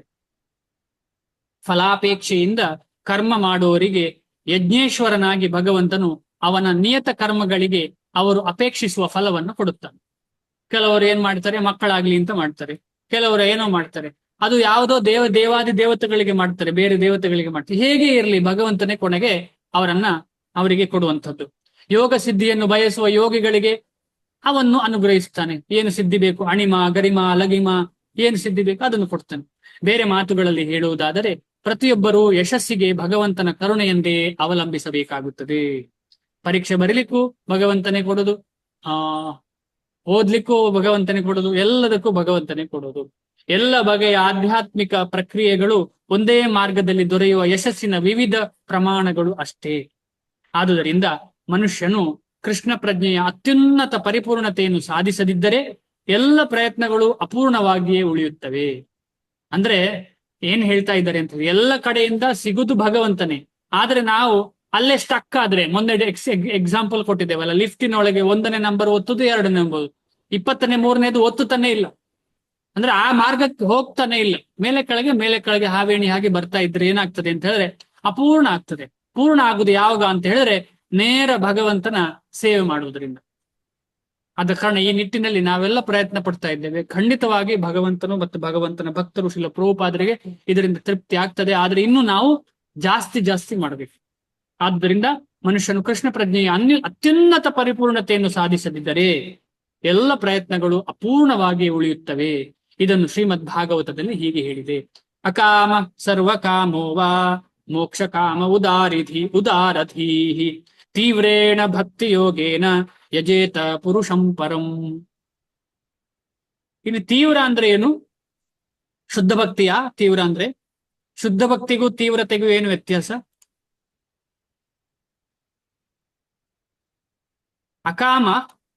ಕಾಮ ಇಲ್ಲದೆ ಭಗವಂತನನ್ನ, ಅಂದ್ರೆ ಭಕ್ತರು ಕಾಮ ಇಲ್ಲದೆ ಭಗವಂತನನ್ನ ಪೂಜೆ ಪುನಸ್ಕಾರ ಭಗವಂತನನ್ನ ಸಾಧನೆಯ ಮಾರ್ಗವಾಗಿ ತಗೊಳ್ಳುವಂಥದ್ದು. ಎಲ್ಲ ಕಾಮ ಅಂದ್ರೆ ಕರ್ಮಿಗಳು ಎಲ್ಲ ಬೇಕು, ನನಗೆ ಎಲ್ಲವೂ ಬೇಕು. ಅವನು ಭಗವಂತನನ್ನ ತಿರುಪತಿ ತಿಮ್ಮಪ್ಪ ಅಂತೇಳಿ ಅಲ್ಲಿ 20 ಲಕ್ಷ ಹಾಕಿ, 40 ಲಕ್ಷದಲ್ಲಿ 20 ಲಕ್ಷ ಹಾಕಿ, ನೆಕ್ಸ್ಟ್ ಇಯರ್ ಆಗುವಾಗ 20 ಲಕ್ಷ 1 ಕೋಟಿ ಆಗ್ಲಿ ಅಂತ ಮನಸ್ಸಲ್ಲಿ ಭಾವನೆ, ಅದು ಸರ್ವಕಾಮ. ಆಮೇಲೆ ಮೋಕ್ಷ ಕಾಮ, ಅಯ್ಯೋ ನನಗೆ ಇಲ್ಲಿ ಏನು ಬೇಡ, ನಾನು ನಿನ್ನೊಟ್ಟಿಗೆ ಒಂದಾಗ್ತೇನೆ, ಓ ಭಗವಂತ ನೀನೇ, ನಿನ್ನೊಟ್ಟಿಗೆ ನಾನು ಒಂದಾಗ್ತೇನೆ, ನನಗೂ ನಿನ್ನಂತೆ ಸುಖ ಪಡುವ ಅವಕಾಶ ಕೊಡುವಂತ ಮೋಕ್ಷವನ್ನ ಥಿಂಕ್ ಮಾಡುವಂತವನು. 3 ರೀತಿಯದ್ದು ಹೇಳಿದ್ದಾರೆ. ಇದೆಲ್ಲರಿಗೂ ಕೂಡ ಭಗವಂತ ಕೊಡ್ತಾನೆ. ಅದು ಸಿಗುದಿಲ್ಲ ಯಾವಾಗ? ಭಗವಂತನನ್ನು ತಗೊಳ್ಳದೇ ಇದ್ರೆ. ಈ ತೀವ್ರ ಅಂತ ಹೇಳಿದ್ರೆ ಅರ್ಥ ಏನು? ಯೋಚನೆ ಮಾಡಿ, ಚಿಂತನೆ ಮಾಡಿ. ಇಷ್ಟೊತ್ತಿಗೆ ಇದನ್ನು ಓದ್ತೇನೆ. ಒಬ್ಬ ಮನುಷ್ಯನಿಗೆ ಆಸೆಯೇ ಇಲ್ಲದಿರಲಿ, ಇದು ಭಕ್ತರ ಸ್ಥಿತಿ. ಅಥವಾ ಎಲ್ಲ ಫಲಾಪೇಕ್ಷೆ ಇರಲಿ, ಇಲ್ಲವೇ ಮುಕ್ತಿಯ ಅಪೇಕ್ಷೆ ಇರಲಿ, ಅವನು ಸಂಪೂರ್ಣ ಪರಿಪೂರ್ಣತೆಗಾಗಿ ದೇವೋತ್ತಮ ಪರಮ ಪುರುಷನನ್ನು ಆರಾಧಿಸಲು ಎಲ್ಲ ಪ್ರಯತ್ನಗಳನ್ನು ಮಾಡಬೇಕು. ಯಾವುದೇ ಉದ್ದೇಶ ಇರಲಿ, ಭಗವಂತನ ನೇರ ಸೇವೆಯ ಉದ್ದೇಶ ಇರಲಿ, ಆಮೇಲೆ ಇಂದ್ರಿಯ ತೃಪ್ತಿಯ ಉದ್ದೇಶ ಇರಲಿ, ಆಮೇಲೆ ಭಗವಂತನೊಟ್ಟಿಗೆ ಒಂದಾಗುವ ಉದ್ದೇಶ ಇರಲಿ. ಈ 3 ಉದ್ದೇಶಗಳಲ್ಲಿ ಕೂಡ ಭಗವಂತನನ್ನ ಸಂಪೂರ್ಣವಾಗಿ ಆರಿಸದಿದ್ರೆ, ಭಗವಂತನನ್ನು ಸಂಪೂರ್ಣವಾಗಿ ಆರಾಧಿಸದಿದ್ರೆ ಏನಾಗ್ತದೆ? ಆ ಮಾರ್ಗ ಸುಮ್ಮನೆ ವೇಸ್ಟ್ ಆಗ್ತದೆ. ಈ ಮಾರ್ಗವು ಕೃಷ್ಣ ಪ್ರಜ್ಞೆಯಲ್ಲಿ ಕೊಳೆಗೊಳ್ಳುವ ಪ್ರಯತ್ನ ಆಗ್ಬೇಕು ನಮ್ಗೆ. ಆದ ಕಾರಣ ತೀವ್ರ ಅಂತ ಹೇಳುದು ಯಾವುದು, ಏನು ವಿಚಾರ? ತೀವ್ರ ಅಂದ್ರೆ ಏನು? ತೀವ್ರೇಣ ಭಕ್ತಿಯೋಗೇನ ಯಜೇತ ಪುರುಷಂ ಪರಂ. ತೀವ್ರಕ್ಕೂ ಶುದ್ಧ ಭಕ್ತಿಗೂ ಸಂಬಂಧ ಇದೆಯಾ ಹೇಳಿ? ದೃಢವಾಗಿ ಕೃಷ್ಣನನ್ನು ಬಿಟ್ಟು ಬೇರೆ ಯಾರನ್ನು ಮಾಡಬಾರ್ದು ಅಂತ, ಕೃಷ್ಣನನ್ನೇ ಪೂಜಿಸ್ಬೇಕು ಅಂತ. ತೀವ್ರ, ದೃಢ. ಸತತ. ಅದು ಶುದ್ಧ ಭಕ್ತಿಯ ಹಾಗೆ ಮಾಡೋದು? ಶುದ್ಧ ಭಕ್ತಿ ಅಲ್ಲ, ಎಲ್ಲ ಇಚ್ಛೆಗಳಿಗೂ ಕೂಡ ಅವನೇ ಸರ್ವ ಕಾರಣಗಳ ಕಾರಣ, ಎಲ್ಲ ಅವನೇ ಕೊಡುವನು ಅಂತ. ದೇವಿ ದೇವತೆಗಳ ಮೊರೆ ಹೋಗ್ಬೇಕಂತಿಲ್ಲ. ಕರೆಕ್ಟ್, ಮತ್ತೆ ಅದ್ಭುತವಾಗಿ ಹೇಳಿದ್ದೀರಿ. ಅವನಿಗೆ ಕಾಮ ಇರ್ಲಿ, ಕಾಮ ಇಲ್ಲದೆ ಇರ್ಲಿ, ಮೋಕ್ಷ ಕಾಮ ಇರ್ಲಿ, ಬರೀ ಭಗವಂತನನ್ನು ಮಾತ್ರ ಹಿಡ್ಕೊಂಡು ಮಾಡಿದ್ರೆ ಅವನಿಗೆ ಏನಾಗ್ತದೆ, ಇದೆಲ್ಲದರಲ್ಲೂ ಸಫಲತೆ ಸಿಗ್ತದೆ. ಸಫಲತೆ ಸಿಗುದು ಮಾತ್ರ ಅಲ್ಲ, ನಿಧಾನವಾಗಿ ಏನಾಗ್ತಾನೆ, ಅವನು ಶುದ್ಧನಾಗಿ ಅಕಾಮನಾಗ್ತಾನೆ. ಅದು ಇಂಪಾರ್ಟೆಂಟ್ ಇಲ್ಲಿ. ಬೇರೆ ಯಾರನ್ನ ಹಿಡಿದ್ರು ಈ ಸ್ಟೇಜಿಗೆ ಬರ್ಲಿಕ್ಕೆ ಸಾಧ್ಯ ಇಲ್ಲ. ಆದ ಕಾರಣ ಇದೆಲ್ಲದರಲ್ಲೂ ತೀವ್ರತೆ ಇರಬೇಕು. ಮೋಕ್ಷ ಕಾಮಿಗೆ ಮೋಕ್ಷದಲ್ಲಿ ತೀವ್ರತೆ, ಆಮೇಲೆ ಸರ್ವಕಾಮನಿಗೆ ಸರ್ವಕಾಮದಲ್ಲಿ ತೀವ್ರತೆ, ಅಕಾಮನಿಗೆ ಅಕಾಮದಲ್ಲಿ ತೀವ್ರತೆ. ಅಂದ್ರೆ ತೀವ್ರತೆ ಇಲ್ಲಿ ಏನು ಅಂದ್ರೆ ಭಗವಂತನ ಕಡೆ ಮಾತ್ರ ಇರಬೇಕು. ಈಗ ಉದಾಹರಣೆಗೆ ಸೂರ್ಯ, ಚಿಕ್ಕ ಮಕ್ಕಳಿರುವಾಗ ನಾವು ಆಡ್ತಾ ಇದ್ದೇವೆ ಭೂತ ಕನ್ನಡಿಯಲ್ಲಿ. ಸೂರ್ಯ ಎಲ್ಲ ಕಡೆ ಇದ್ದಾನೆ, ಆದ್ರೆ ಆ ಒಂದು ತರಗಲೆಯನ್ನ ಸುಡ್ಲಿಕ್ಕೋಸ್ಕರ ನಾವೇನ್ ಮಾಡ್ತೇವೆ, ಆ ಸೂರ್ಯ ಕಿರಣಗಳನ್ನೆಲ್ಲ ಒಟ್ಟಿಗೆ ಸೇರಿಸ್ತೇವೆ. ಹೇಗೆ? ಆ ಭೂತ ಕನ್ನಡಿಯಿಂದ ಒಟ್ಟಿಗೆ ಸೇರಿಸಿ ಆ ತರಗಲೆಯನ್ನ ನಾವು ಸುಡುತ್ತೇವೆ. ನಾವೆಲ್ಲ ಆಡಿದ ವಿಚಾರ ಇದನ್ನು. ಅದೆಲ್ಲ ಒಟ್ಟಿಗೆ ಸೇರಿ ಅದು ಸುಡ್ತದೆ ತರಗಲೆಯನ್ನ. ಆಗ ನಮಗೆ ಖುಷಿ, ಓ ತರಗಲೆ ಸುಡ್ತಲ್ಲ ಅಂತ. ಅಥವಾ ನಾವು ಮೈ ಮೇಲೆ ಅದನ್ನು ಹೀಗೆ ಮಾಡಿ ಬಿಸಿ ಮಾಡುದು, ಇನ್ನೊಬ್ಬರ ಕೈಯನ್ನ, ಇನ್ನೊಬ್ಬರ ಮುಖವನ್ನ ಹೀಗೆ ದೂರದಿಂದ ಬಿಸಿ ಮಾಡುವುದೆಲ್ಲ ಮಾಡ್ತಾ ಇದ್ದೇವೆ. ಅದೇ ತೀವ್ರತೆ ಅಂತ ಹೇಳಿದ್ರೆ. ಅಂದ್ರೆ ನಮ್ಮ ಎಲ್ಲ ಉದ್ದೇಶವನ್ನ ಏಕೀಕರಣ ಮಾಡುದು. ಈಗ ಭಗವಂತನೇ ಸಂಪೂರ್ಣ ಅಂತ ಹೇಳಿ ನಾವು ಮಾಡ್ಬೇಕು. ನಾವು ಯಾರು? ಅಕಾಮರಾಗ್ಬೇಕು. ನಾವು ಯಾವತ್ತು ಇಷ್ಟು ಗೊತ್ತಾದ ಮೇಲೆ ಸಕಾಮ ಮೋಕ್ಷ ಕಾಮ ಆಗ್ಲೇಬಾರ್ದು. ಇದೆರಡು ಕೂಡ ಏನು ಅಂತ ನಾವು ತಿಳ್ಕೊಂಡಿದ್ದೇವೆ. ಇದೇನು? ಸರ್ವಕಾಮ ಮತ್ತು ಮೋಕ್ಷ ಕಾಮ ಅಂದ್ರೆ ಏನು? ಇಲ್ಲಿ ತೋರಿಸ್ತೀನಿ. ಬರೀ ಆತ್ಮಹತ್ಯೆ ಅಲ್ಲ, ಆಧ್ಯಾತ್ಮಿಕ ಆತ್ಮಹತ್ಯೆ. ಆದ ಕಾರಣ ಅದರಲ್ಲಿ ನಾವು ಪ್ರಯತ್ನವೇ ಪಡಬಾರದು. ಆದ್ರೆ ಪ್ರಯತ್ನ ಪಡುವವರು ಯಾರಾದ್ರೂ ಗೊತ್ತಿಲ್ಲದೆ ಮಾಡಿದ್ರು ಕೂಡ ಈ ರೀತಿಯಲ್ಲಿ ಮಾಡಿದ್ರೆ ಅವನು ನಿಧಾನವಾಗಿ ಅಕಾಮನಾಗ್ತಾನೆ ಅಂತ ಹೇಳೋ ಉದ್ದೇಶ. ಆದ್ರೆ ನಮಗೆ ಗೊತ್ತಾದವರು ಇದನ್ನು ಮಾಡಬಾರದು. ಓ ನನಗೆ ಅದಾಗ್ಬೇಕು ಇದಾಗ್ಬೇಕು ಅಂತ ಹೇಳಿ ಭಗವಂತನ ಮೊರೆ ಇಲ್ಲ. ನಮ್ಗೆ ಏನು ಬೇಡ ಭಗವಂತ, ನೀನು ಕೊಡ್ತಾ ಇದ್ದಿ ಧಾರಾಳ ಸಾಕು, ನಂಗೆ ಮೋಕ್ಷ ಏನು ಬೇಡ, ನನಗೆ ನಿನ್ನ ಸೇವೆ ಮಾತ್ರ ಸಾಕು. ಅದೇ ಹೇಳುದು ಅಕಾಮ ಅಂತ, ಭಕ್ತರ ಲಕ್ಷಣ ಅದು. ಏನಾದ್ರೂ ಪ್ರಶ್ನೆ ಇದೆ ಇಲ್ಲಿ ತನಕ?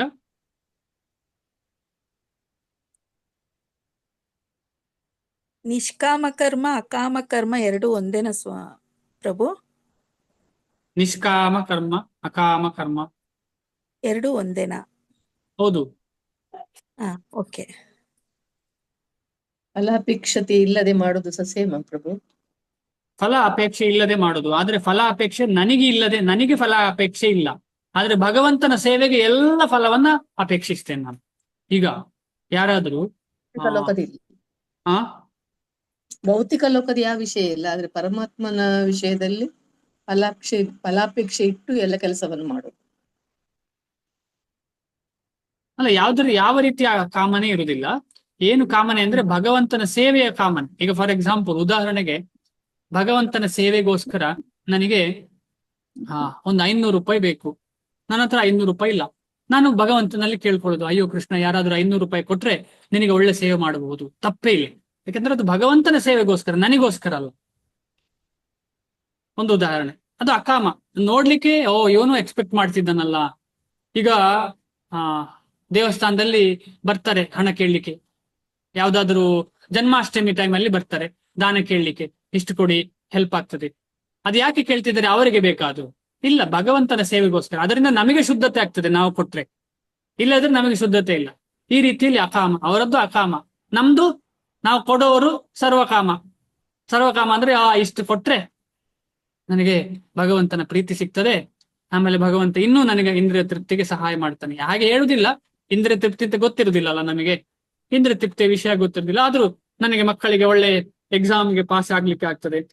ನಮ್ಮ ಮನೆಯಲ್ಲಿ ನೋಡಿದ್ದೇನೆ ನಾನು, ಪ್ರತಿ ದಿವಸ ಅಮ್ಮ ಏನ್ ಮಾಡ್ತಾರೆ ಅಂದ್ರೆ, ಮಗುವಿನ ಪರೀಕ್ಷೆಯ ಸಮಯದಲ್ಲಿ ಪ್ರತಿ ದಿವಸ 1 ರೂಪಾಯಿ ಹುಂಡಿಗೆ ಹಾಕುದು, ಬೇಡ್ಕೊಳ್ಳೋದು. ಅರೆ ಕೃಷ್ಣ ಅಂತ ಬೇಡ್ಕೊಳ್ಳೋದಿಲ್ವ ಗೊತ್ತಿಲ್ಲ, ಏನು ಬೇಡ್ಕೊಳ್ತಾರೆ ಗೊತ್ತಿಲ್ಲ, ಏನೋ ಬೇಡ್ಕೊಳ್ತಾರೆ. ಆಮೇಲೆ 1 ರೂಪಾಯಿ ಹುಂಡಿಗೆ ಹಾಕುದು. ಪರೀಕ್ಷೆಗೆ ಹೋಗಿ ಬರ್ತದೆ ಮಗು, ಚೆನ್ನಾಗಾಯ್ತಾ ಅಂತ ಕೇಳ್ತಾರೆ. ಪರವಾಗಿಲ್ಲ, ಚೆನ್ನಾಗಿತ್ತು ಅಂತ ಖುಷಿ. ನೆಕ್ಸ್ಟ್ ಡೇ ಪುನಃ 1 ರೂಪಾಯಿ ಹಾಕುದು. ಚೆನ್ನಾಗಿಲ್ವಾ? ಆಗ್ಲಿಲ್ವಾ? ಚೆನ್ನಾಗಿಲ್ಲ ಇವತ್ತು ಕಷ್ಟ ಆಯ್ತು. ಅದ್ರ ಸ್ವಲ್ಪ ಜಾಸ್ತಿ ಆಗ್ತದೆ ನಾಳೆ, 2 ರೂಪಾಯಿ. ಇದೇನು? ಸರ್ವಕಾಮ. ಮೋಕ್ಷಕಾಮ ಜನರಲಿ ನಾವು ಯಾರು ಮಾಡುದಿಲ್ಲ. ಅದು ತುಂಬಾ ಯೋಗಿಗಳು, ಕಾಮನ್ ಮ್ಯಾನ್ ಇದ್ರ ಬಗ್ಗೆ ಚಿಂತೆ ಮಾಡುದಿಲ್ಲ. ಹೇಳ್ತಾರೆ ಮೋಕ್ಷ, ಆದ್ರೆ ಅದರ ಕಡೆ ಹೋಗುದಿಲ್ಲ. ಹೆಚ್ಚಿನಾಗಿ ಸರ್ವಕಾಮವೇ. ಸೊ ಅಕಾಮ ಅಂದ್ರೆ ಏನು ಅಂತ ನಿಮ್ಗೆ ಅರ್ಥ ಆಗಿರ್ಬೋದು. ಅಕಾಮ ಅಂತ ಹೇಳಿದ್ರೆ ಎಲ್ಲವನ್ನ ಭಗವಂತನ ಸೇವೆಗೆ ಮುಡಿಪಾಗಿ ಇಟ್ಕೊಳ್ಳುವಂಥದ್ದು. ಎಲ್ಲವನ್ನ ಭಗವಂತನ ಸೇವೆ, ನನಗೋಸ್ಕರ ಯಾವುದೂ ಇಲ್ಲ, ಎಲ್ಲವೂ ಯಾಕಂದ್ರೆ ನಾನೇ ಭಗವಂತನಿಂದಲೇ ಬಂದದ್ದು, ಇನ್ನು ನನಗೇನು ಆ ವಿಚಾರ. ಏನಾದ್ರೂ ಪ್ರಶ್ನೆ ಇದೆಯಾ ಇಷ್ಟರಲ್ಲಿ?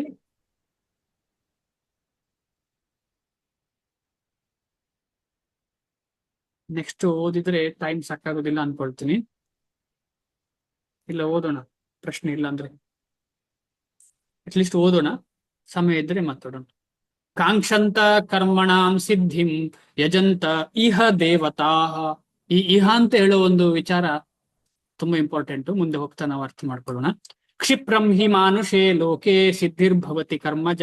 ಹಿಂದೆ ಹೇಳಿದ ಶ್ಲೋಕದಲ್ಲಿ ಸಂಪೂರ್ಣ ಭಗವಂತನನ್ನ ಶರಣಾಗ್ಬೇಕು ಅಂತ ಇದೆ. ಭಗವಂತನನ್ನು ಶರಣಾಗದೆ ಬೇರೆ ದೇವತೆಗಳನ್ನ ಶರಣಾದ್ರೆ ಏನಾಗ್ತದೆ ಅಂತ ಈ ಶ್ಲೋಕ ಹೇಳ್ತಾವನು. ಭಗವಂತನನ್ನೇ ಎಲ್ಲ ವಿಚಾರಗಳಿಗೆ ಶರಣಾಗದೆ ಬೇರೆ ದೇವಾದಿ ದೇವತೆಗಳನ್ನ ಶರಣಾದ್ರೆ ಏನಾಗ್ತದೆ ಅಂತ ನೋಡೋಣ. ಮುಂದೆ ಓದ್ತೀನಿ, ಅನುವಾದ. ಈ ಜಗತ್ತಿನಲ್ಲಿ ಜನರು ಫಲಾಪೇಕ್ಷಿತ ಕರ್ಮಗಳಲ್ಲಿ ಸಿದ್ಧಿಯನ್ನು ಬಯಸುತ್ತಾರೆ.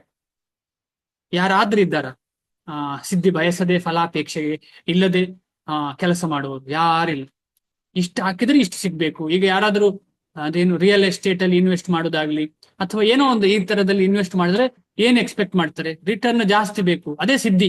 ರಿಟರ್ನ್ ಜಾಸ್ತಿ ಬೇಕು, ನನಗೆ ಇದರ 3 ಪಟ್ಟು ಬರಬೇಕು, 10 ಪಟ್ಟು ಬರಬೇಕು, ನಾನು ಅದು ಯಾವ್ದು ಕೊಂಡೋಗೋದಿದ್ರು ಕೂಡ ನನಗೆ ಅಷ್ಟು ಬರಬೇಕು, ನನ್ನ ಮಕ್ಕಳ ಮಕ್ಕಳ ಮಕ್ಕಳ ಜನ್ಮಕ್ಕೆ ಎಲ್ಲರಿಗೂ ಆಗ್ಬೇಕು ಅಂತ ಹೇಳಿ ನಮ್ಮ ಚಿಂತನೆಗಳು. ಇದೇನು? ಕರ್ಮ ಸಿದ್ಧಿ. ಕರ್ಮಗಳಲ್ಲಿ ಆಸೆ ಆಸೆ ಆಸೆ, ಈ ಆಸೆಗೆ ಸ್ಟಾಪೇ ಇಲ್ಲ. ಆದುದರಿಂದ ದೇವತೆಗಳನ್ನು ಪೂಜಿಸುತ್ತಾರೆ. ಯಾಕಂದ್ರೆ ಈ ಜಗತ್ತಿನಲ್ಲಿ ಫಲ ಅಪೇಕ್ಷಿತ ಕರ್ಮದಿಂದ ಜನರು ಶೀಘ್ರವಾಗಿ ಸಿದ್ಧಿಯನ್ನು ಪಡೆಯುತ್ತಾರೆ. ಶೀಘ್ರವನ್ನು ಸಿದ್ಧಿ ಯಾರು ಕೊಡೋದು? ದೇವತೆಗಳು. ಭಾವಾರ್ಥ. ಐಹಿಕ ಜಗತ್ತಿನಲ್ಲಿ ಚೆನ್ನಾಗಿ ಕೇಳಲಿಕ್ಕೆ ಪ್ರಯತ್ನ ಪಡೋಣ. 1 ಪಾಯಿಂಟೆಡ್ನೆಸ್ ಕಿವಿ. ಐಹಿಕ ಜಗತ್ತಿನಲ್ಲಿ ದೇವತೆಗಳ ವಿಷಯವಾಗಿ ದೊಡ್ಡ ತಪ್ಪು ಕಲ್ಪನೆ ಇದೆ. ಐಹಿಕ ಜಗತ್ತಿನಲ್ಲಿ ದೇವತೆಗಳ ವಿಷಯವಾಗಿ ದೊಡ್ಡ ತಪ್ಪು ಕಲ್ಪನೆ ಇದೆ. ಬಹು ದೊಡ್ಡ ವಿದ್ವಾಂಸರಂತೆ ತೋರಿಸಿಕೊಳ್ಳುವ ಅಲ್ಪಮತಿಗಳು ಈ ದೇವತೆಗಳನ್ನು ಭಗವಂತನ ವಿವಿಧ ರೂಪಗಳೆಂದು ಭಾವಿಸುತ್ತಾರೆ. ಅನ್ಫಾರ್ಚುನೇಟ್. ನಮ್ಮೆಲ್ಲರ ಮನೆಯಲ್ಲಿ ಇದೆ ಇದು ಅಲ್ವಾ, ನಡೀತಾ ಇದೆ, ನಾವು ಮಾಡಿದವರು. ಆದ ಕಾರಣ ಇದರಲ್ಲೇನು ಬೇಸರ ಹೇಳುವಂಥದ್ದಲ್ಲ, ಇದು ನಿಜವಾಗಿ ಒಂದು ವಿಪರ್ಯಾಸ. ದೇವತೆಗಳನ್ನು ಭಗವಂತನ ವಿವಿಧ ರೂಪಗಳೆಂದು ಭಾವಿಸುತ್ತಾರೆ, ಇದು ಅಲ್ಪಮತಿಗಳು. ವಾಸ್ತವವಾಗಿ ದೇವತೆಗಳು ಭಗವಂತನ ವಿವಿಧ ರೂಪಗಳಲ್ಲ, ಅವರು ಭಗವಂತನ ವಿಭಿನ್ನ ಅಂಶಗಳು. ಅಂದ್ರೆ ಜೀವ, ದೇವತೆಗಳು ಅಂದ್ರೆ ಜೀವ. ಅದಕ್ಕೋಸ್ಕರ ಇಹ ದೇವತಾ ಅಂತ ಹೇಳಿದರೆ. ಇಹ ಅಂತ ಹೇಳಿದ್ರೆ ಏನು? ಯಾರಾದ್ರೂ ಹೇಳ್ತೀರಾ? ಇಹ ಅಂದ್ರೆ ಏನು? ಈಗ ನಡೆಯುತ್ತಿರುವುದು. ಈಗ ನಡೆಯುತ್ತಿರುವುದು ಅಲ್ಲ. ಇಹ ಅಂದ್ರೆ ಏನು?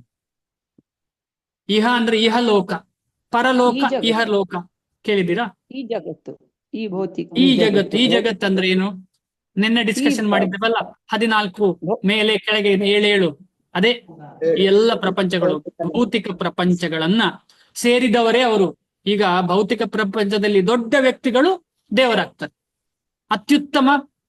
ಅತ್ಯುತ್ತಮವಾದಂತ ಶುದ್ಧರಾದಂತವರನ್ನ ದೇವತೆಗಳಾಗ್ತಾರೆ. ಯಾವುದೇ ಭೌತಿಕ ಲೋಕಕ್ಕೆ ದೇವತೆಗಳು.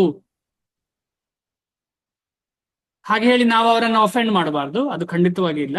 ಆದ್ರೆ ನಮ್ಗೆ ಗೊತ್ತಿರ್ಬೇಕು ಅವರು ಯಾರು ಅಂತೇಳಿ. ವಾಸ್ತವವಾಗಿ ದೇವತೆಗಳು ಭಗವಂತನ ವಿವಿಧ ರೂಪಗಳಲ್ಲ, ಅವರು ಭಗವಂತನ ವಿಭಿನ್ನ ಅಂಶಗಳು. ನಾವು ಕೂಡ ವಿಭಿನ್ನ ಅಂಶವೇ. ದೇವರು ಒಬ್ಬನೇ. ಇದು ನಾವು ಮೊನ್ನೆ ಅರ್ಥ ಮಾಡ್ಕೊಂಡಿದ್ದೇವೆ. ವೈಡೂರ್ಯ ಒಂದೇ, ಅದು ಬೇರೆ ಬೇರೆ ಕಡೆಯಿಂದ ನೋಡಿದ್ರೆ ಬೇರೆ ಬೇರೆ ಕಾಣುತ್ತದೆ. ಅದೇ ರೀತಿ ಭಗವಂತ ಬೇರೆ ಬೇರೆ ರೂಪಗಳಲ್ಲಿ ಅವನು ಒಬ್ಬನೇ. ನರಸಿಂಹನಾಗಿ, ರಾಮನಾಗಿ ಎಲ್ಲ ಇದ್ದಾರೆ. ಅದೆಲ್ಲವೂ ನಿತ್ಯ ರೂಪಗಳು, ಅದೆಲ್ಲ ಒಂದೇ ಕ್ವಾಲಿಟಿ, ಅದೆಲ್ಲ ಒಂದೇ ಗುಣ, ಅದೆಲ್ಲ ಒಂದೇ. ಆದ್ರೆ ಭಾವದ ಮೇಲೆ ಭಗವಂತನ ಜೊತೆ ಇರುವ ಭಾವದಕ್ಕೆ ತಕ್ಕಂತೆ ಅವನು ಬೇರೆ ಬೇರೆ ರೀತಿಯಲ್ಲಿ ಕಾಣ್ತಾನೆ. ದೇವರು ಒಬ್ಬನೇ, ವಿಭಿನ್ನಾಂಶಗಳು ಹಲವು.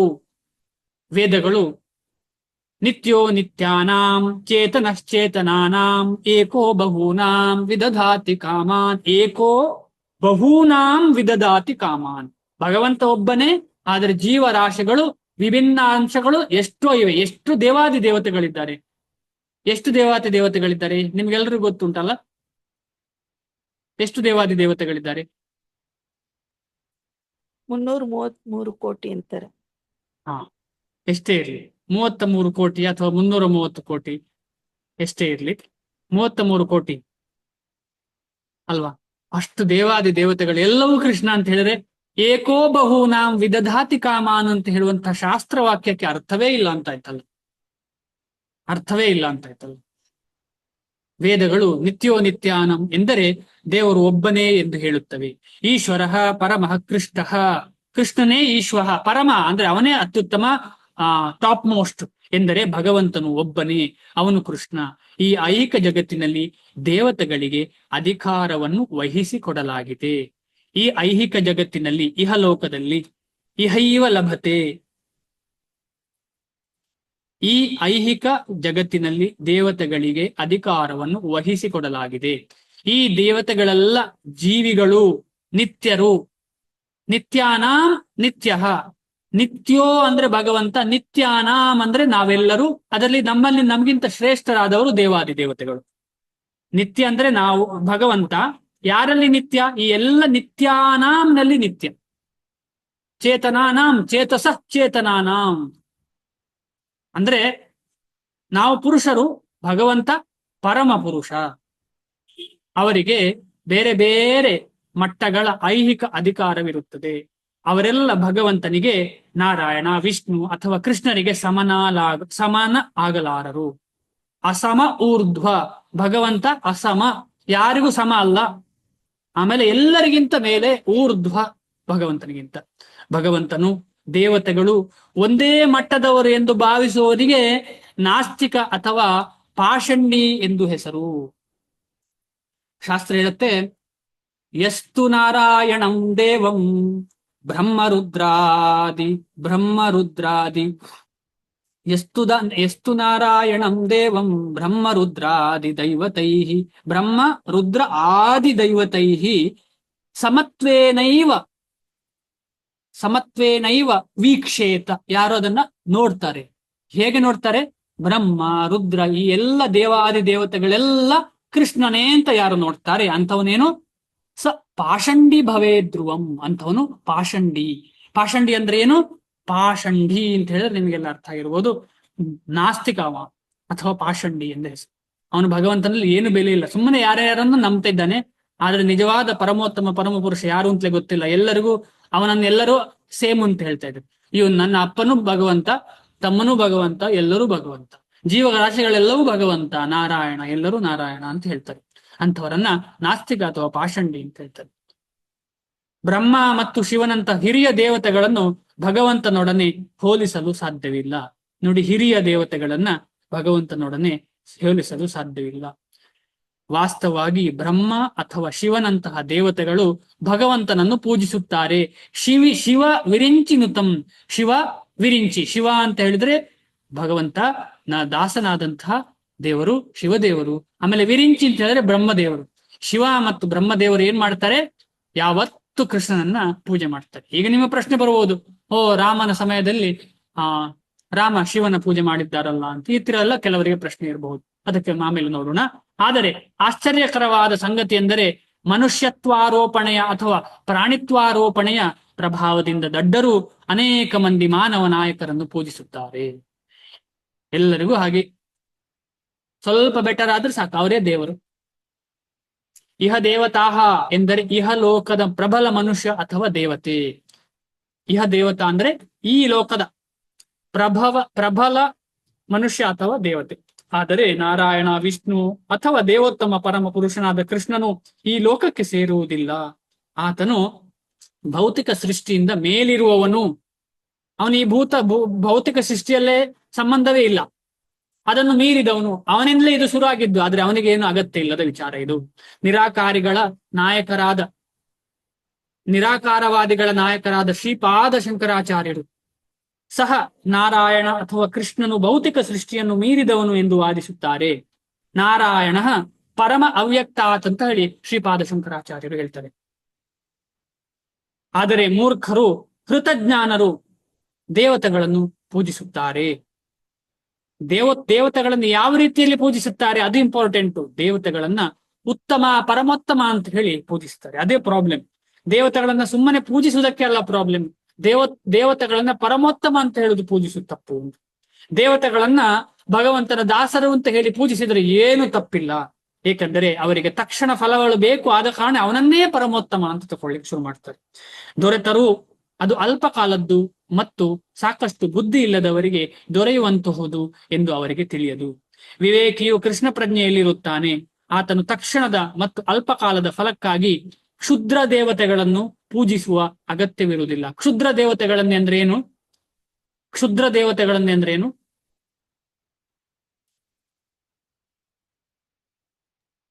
ಭೂತ ಪಿಶಾಚ. ಅಲ್ಲಲ್ಲ, ಕ್ಷುದ್ರ ಅಂದ್ರೆ ಶಕ್ತಿ ಇಲ್ಲದ, ಅಂದ್ರೆ ಸಂಪೂರ್ಣ ಶಕ್ತಿ ಇಲ್ಲ. ಆ ಶಕ್ತಿ ಎಲ್ಲಿಂದ ಸಿಗುವುದು ಅವರಿಗೆ? ಭಗವಂತನಿಂದ ಸಿಗುವಂತ ಶಕ್ತಿಗೆ ಡಿಪೆಂಡೆಂಟ್ ಆಗಿರುವವರು ಕ್ಷುಲ್ಲಕ ಅಂತ ಹೇಳ್ಬೋದು. ಕ್ಷುಲ್ಲಕ, ನೆಗ್ಲಿಜಿಬಲ್. ಭಗವಂತನನ್ನು ಕಂಪೇರ್ ಮಾಡಿದ್ರೆ ನೆಗ್ಲಿಜಿಬಲ್ ಅಂತವರನ್ನ ಪೂಜಿಸುವ ಅಗತ್ಯವಿಲ್ಲ.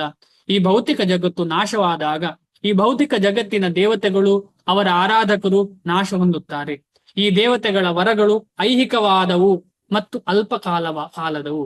ಎಷ್ಟೇ ಕೊಟ್ಟರು ಅವರವರು ಇರುವಂತಹ ಪ್ರಪಂಚದವರೆಗೆ ಮಾತ್ರ, ಬ್ರಹ್ಮ ಇರುವ ಪ್ರಪಂಚದವರೆಗೆ ಮಾತ್ರ ಅವರು ಅನುಗ್ರಹ ಕೊಡ್ಲಿಕ್ಕೆ ಸಾಧ್ಯ. ಅದಕ್ಕಿಂತ ಮೇಲೆ ಕೊಡ್ಲಿಕ್ಕೆ ಸಾಧ್ಯ ಇಲ್ಲ. ಆದ್ರೆ ಬ್ರಹ್ಮಲೋಕ ಕೂಡ ಪ್ರಳಯಕ್ಕೆ ಸಂದರ್ಭದಲ್ಲಿ ಅದು ನಾಶ ಆಗ್ತದೆ. ದೇವತೆಗಳು, ಅವರ ಆರಾಧಕರು ಸೇರಿದಂತೆ ಐಹಿಕ ಜಗತ್ತುಗಳು ಹಾಗೂ ಅವುಗಳ ನಿವಾಸಿಗಳು ವಿಶ್ವಸಾಗರದಲ್ಲಿ ಬರಿಯ ಗುಳ್ಳೆಗಳು. ಆದರೆ ಈ ಜಗತ್ತಿನಲ್ಲಿ ಮನುಷ್ಯರಿಗೆ ಭೂಮಿ, ಕುಟುಂಬ ಮತ್ತು ಭೋಗ ಸಾಮಗ್ರಿಗಳ ಐಹಿಕ ಶ್ರೀಮಂತಿಕೆ, ಇಂತಹ ಅಲ್ಪ ಕಾಲದ ವಿಷಯಗಳು ಹುಚ್ಚು ಹತ್ತಿದೆ. ಇಂತಹ ತಾತ್ಕಾಲಿಕ ವಸ್ತುಗಳನ್ನು ಪಡೆಯಲು ಜನರು ದೇವತೆಗಳನ್ನು ಅಥವಾ ಮನುಷ್ಯ ಸಮಾಜದ ಬಲಿಷ್ಠರನ್ನು ಪೂಜಿಸುತ್ತಾರೆ. ಬಾಸ್ ಅನ್ನು ಪೂಜಿಸ್ತಾರೆ. ಯಾವುದೋ ಒಂದು ಬಾಸ್, ಮನೆಯಲ್ಲಿ ಬಾಸ್ ಇರ್ಬೋದು ಅಥವಾ ನಮ್ಮ ಕಂಪನಿಯಲ್ಲಿ ಬಾಸ್ ಇರ್ಬೋದು. ಯಾವುದೋ ಒಂದು ಬಾಸ್ ಅನ್ನ ಪೂಜಿಸ್ತೇವೆ. ಯಾಕೆ? ನಮಗೆ ಆಸೆ ಇದೆ. ಒಬ್ಬ ರಾಜಕೀಯ ನಾಯಕರನ್ನು ಪೂಜಿಸಿ ಒಬ್ಬ ಮನುಷ್ಯನು ಸರ್ಕಾರದಲ್ಲಿ ಮಂತ್ರಿ ಪದವಿಯನ್ನು ಗಿಟ್ಟಿಸಿದರೆ ತಾನು ದೊಡ್ಡ ವರವನ್ನು ಪಡೆದುಕೊಂಡೆ ಎಂದು ಭಾವಿಸುತ್ತಾನೆ. ನಿಜವಾದ ವಿಷಯ ಇದು. ಎಷ್ಟು ಹಣ ಕೊಟ್ಟು ನಮಗೇನೋ ಸಿಕ್ಕಿತು ಅಂತ ಹೇಳಿದ್ರೆ ಅಯ್ಯೋ ಅದೇ ನಮ್ಮ ಲೋಕವೇ ಅದು, ಖುಷಿಯೋ ಖುಷಿ. ಆದುದರೆಂದರೆ ನಾಯಕರು ಅಥವಾ ಪ್ರಭಾವಿ ವ್ಯಕ್ತಿಗಳು ಎನ್ನಿಸಿಕೊಂಡವರಿಗೆ ಅವರೆಲ್ಲ ಸಾಷ್ಟಾಂಗ ನಮಸ್ಕಾರ ಮಾಡುತ್ತಾರೆ. ಇಂತಹ ಫಲಗಳನ್ನು ಪಡೆದುಕೊಳ್ಳುತ್ತಾರೆ. ಐಹಿಕ ಅಸ್ತಿತ್ವದ ಬದಲಾವಣೆಗಳಿಗೆ ಶಾಶ್ವತ ಪರಿಹಾರ ನೀಡುವ ಕೃಷ್ಣ ಪ್ರಜ್ಞೆಯಲ್ಲಿ ಇಂತಹ ದಡ್ಡರಿಗೆ ಆಸಕ್ತಿ ಇಲ್ಲ. ಇಂದ್ರಿಯ ತೃಪ್ತಿಯ ಹಿಂದೆ ಇರುವವರು ಇಂತಹವರನ್ನ, ಅಂದ್ರೆ ಯಾವುದೇ ದೇವಾದಿ ದೇವತೆಗಳನ್ನ ಅವರ ಇಂದ್ರಿಯ ತೃಪ್ತಿಗೋಸ್ಕರ ಪೂಜೆ ಮಾಡ್ತಾರೆ. ಭಗವಂತನ ಸೇವೆಗೋಸ್ಕರ ಪೂಜೆ ಮಾಡಿದ್ರೆ ತಪ್ಪ ಇಲ್ಲ. ಅದಕ್ಕೆ ಯಾರಾದ್ರೂ ಉದಾಹರಣೆ ಕೊಡ್ತೀರಾ? ಯಾರು ಭಗವಂತನ ಸೇವೆಗೋಸ್ಕರ ಬೇರೆ ದೇವಾದಿ ದೇವತೆಗಳನ್ನ ಪೂಜೆ ಮಾಡಿದ್ದು ಯಾರು? ಯಾರಿಗಾದ್ರೂ ಗೊತ್ತಾ? ಗೋಪಿಯರು, ಕಾತ್ಯಾಯನಿ ದೇವಿ. ಗೋಪಿಯರು ಕಾತ್ಯಾಯಿನಿ ಮಾತೆಯನ್ನ ಪೂಜೆ ಮಾಡಿದ್ರು. ಕಾತ್ಯಾಯಿನಿ ಅಂದ್ರೆ ಯಾರು? ಪಾರ್ವತಿ, ದುರ್ಗಾ. ದುರ್ಗಾ ಮಾತೆ ಅಂದ್ರೆ ಯಾರು? ದುರ್ಗಾದೇವಿ. ಮೂರು ಗುಣಗಳ ಅಧಿಮಾತೆ ಅಮ್ಮ. ಅಂದ್ರೆ ಈ ಮಾಯೆ ಅಂತ ಹೇಳುವ ಅಧಿಪತಿ ಮಾತೆ ದುರ್ಗಾ ಮಾತೆ ಸೇವೆ ಮಾಡಿದ್ದಾರೆ. ಯಾರು? ಗೋಪಿಕಾ ಸ್ತ್ರೀಯರೆಲ್ಲ. ನಮಗೆಲ್ಲ ಆ ಕಥೆಯಲ್ಲಿ ಗೊತ್ತು ನಮ್ಗೆ. ಆದ್ರೆ ಅವರ ಇಂದ್ರಿಯ ಭೋಗಕ್ಕೋಸ್ಕರ ಅಲ್ಲ, ಕೃಷ್ಣನ ಸೇವೆಗೋಸ್ಕರ. ಆದ್ರೆ ಅವರೆಲ್ಲ ಇಂದ್ರಿಯ ಭೋಗವನ್ನು ಬಯಸುತ್ತಾರೆ. ಇಂದ್ರಿಯ ಭೋಗಕ್ಕಾಗಿ ಅಲ್ಪ ಸೌಲಭ್ಯವನ್ನು ಪಡೆಯಲು ದೇವತೆಗಳೆಂದು ಕರೆಯಲಾದ ಶಕ್ತಿ ಸಂಪನ್ನ ಜೀವಿಗಳ ಪೂಜೆಗೆ ಅವರು ಆಕರ್ಷಿತರಾಗುತ್ತಾರೆ. ಅವರ ಹೆಸರು ದೇವತೆಗಳು. ಅವರು ಸಂಪೂರ್ಣವಾಗಿ ಶಕ್ತಿ ಇರುವವರು. ಯಾವ ರೀತಿ ಶಕ್ತಿ? ದೇವತೆಗಳು ಭಗವಂತನ ಶಕ್ತಿಗೆ ಅವಲಂಬಿತರಾದಂಥ ಶಕ್ತಿ ಸಂಪನ್ನರು. ಜನರಿಗೆ ಕೃಷ್ಣ ಪ್ರಜ್ಞೆಯಲ್ಲಿ ಆಸಕ್ತಿಯುಂಟಾಗುವುದು ಬಹು ವಿರಳ ಎಂದು ಈ ಶ್ಲೋಕವು ಹೇಳುತ್ತದೆ. ತುಂಬಾ ಇಂಪಾರ್ಟೆಂಟ್. ನಾವೆಲ್ಲ ಭಾಗ್ಯವಂತರು. ಹಾಗೆ ಭಾಗ್ಯವಂತರು ಅಂತ ಹೇಳಿ ಇಷ್ಟೇ ಇರಲಿ, ಬಿಡಬಾರ್ದು, ಇನ್ನೂ ಸಾಧನೆ ಮಾಡಬೇಕು. ಯಾಕೆಂದ್ರೆ ಹಿಂದಿನ ಶ್ಲೋಕದಲ್ಲಿ ಹೇಳಿದೆ, ಜ್ಞಾನ ಮತ್ತು ತಪಸ್ಸು ಇಲ್ಲ ಅಂತ ಹೇಳಿದ್ರೆ ಭಗವಂತನ ಭಕ್ತಿಯಲ್ಲಿ ನಮಗೆ ಬೇರೂರ್ಲಿಕ್ಕೆ ಸಾಧ್ಯ ಇಲ್ಲ. ನಿತ್ಯವೂ ಯಾವುದೇ ನಾವು ಏನೇ ಇರಲಿ, ಎಷ್ಟೇ ಕಷ್ಟ ಇರಲಿ, ನಿತ್ಯವೂ ನಾವು ಈ ತಪಸ್ಸು ಮತ್ತು ಜ್ಞಾನ ಬೆಳೆಸಿಕೊಳ್ಳಿಕ್ಕೆ ಪ್ರಯತ್ನ ಪಡಬೇಕು. ತಪಸ್ಸು ಅಂದ್ರೆ ಸಾಧನೆ, ಜ್ಞಾನ ಅಂತ ಹೇಳಿದ್ರೆ ಓದಿ ಭಗವಂತನ ಬಗ್ಗೆ ತಿಳ್ಕೊಳ್ಳಿಕ್ಕೆ ಆಸೆ. ಇದರಿಂದ ಏನಾಗ್ತದೆ ಅಂತ ಹೇಳಿದ್ರೆ ಭಗವಂತನ ಸೇವೆಯ ಅವಕಾಶ ಸಿಗ್ತದೆ ನಿಮ್ಗೆ. ಆಮೇಲೆ ನಿತ್ಯವೂ ಹೇಗೆ ನಾವು ಭಗವಂತನ ಭಕ್ತರ ಜೊತೆಗೆ ಸಂಗಡ ಬೆಳೆಸಿಕೊಳ್ಬಹುದು, ಸೇವೆ ಮಾಡ್ಬೋದು ಅಂತ ನಾವು ಯೋಚನೆ ಮಾಡ್ತಾ ಇರ್ಬೇಕು. ಆದ ಕಾರಣ ನಾವೆಲ್ಲ ಸ್ವಲ್ಪ ಭಾಗ್ಯ ಇದೆ ನಮಗೆ, ಆ ಭಾಗ್ಯವನ್ನ ನಾವು ಸದುಪಯೋಗ ಪಡಿಸಿಕೊಳ್ಬೇಕು. ಅವರಿಗೆ, ಯಾರಿಗೆ ಐಹಿಕ ಸುಖಭೋಗದಲ್ಲಿ ಆಸಕ್ತಿ ಇರುವವರಿಗೆ, ಅವರಿಗೆ ಐಹಿಕ ಸುಖಭೋಗದಲ್ಲಿ ಬಹುಮಟ್ಟಿಗೆ ಆಸಕ್ತಿ. ಆದುದರಿಂದ ಅವರು ಯಾರಾದರೂ ಬಲಿಷ್ಠ ಜೀವಿಯನ್ನು ಪೂಜಿಸುತ್ತಾರೆ. ಇಲ್ಲಿಗೆ ನಿಲ್ಲಿಸೋಣ. ಇವತ್ತು ಶ್ರೀಲ ಪ್ರಭುಪಾದರಿಗೆ ಜಯವಾಗಲಿ.